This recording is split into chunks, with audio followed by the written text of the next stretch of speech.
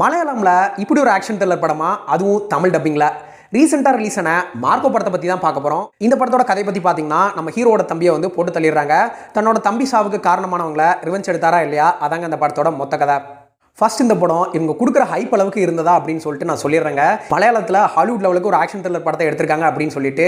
ஆனால் ஆக்ஷன் சீன்ஸ்லாம் வந்து இந்த படத்தில் சூப்பராக தாங்க இருந்தது. ஸ்டோரி வைஸ் பார்த்தீங்கன்னா ஒன்றுமே கிடையாது. ஸ்டோரி வந்து ரொம்ப சிம்பிளுங்க. அதுவும் இல்லாமல் நிறைய லாஜிக் மிஸ்டேக்ஸ் அதையும் வந்து சொல்லணும்.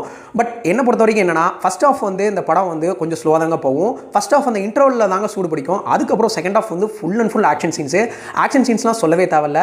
பட் நிறைய படங்களோட இன்ஸ்பிரேஷன் பார்த்தேன். சா சீரிஸ், அப்புறம் ஜான் விக், இந்த மாதிரி எக்கச்சக்கமான படங்கள் வந்து ஈவன் கொரியன் படங்களும் இருந்தது. ஸோ என்ன பொறுத்த வரைக்கும் என்னன்னா, உங்களுக்கு ரொம்ப போர் அடிக்கு அப்படின்னா அந்த படத்தை வந்து கண்டிப்பாக ட்ரை பண்ணி பார்க்கலாம். அப்புறம் ஆக்ஷன் த்ரில்லர் படங்கள்லாம் விரும்பி பார்ப்பீங்கன்னா இந்த படம் உங்களுக்கானதான். இப்போவும் தியேட்டர்ஸ் தாங்க ரன் ஆகிட்டு இருக்கு, ஓடிடிக்கு இன்னும் வரல. ஸோ இதே மாதிரி நிறைய எக்ஸைட்டிங்கான மூவிஸ் அண்ட் சீரிஸ் தெரிஞ்சுக்கணுமா, அப்போ மூவி மீடியம் சேனலை வந்து சப்ஸ்கிரைப் பண்ணிடுங்க. பாய்.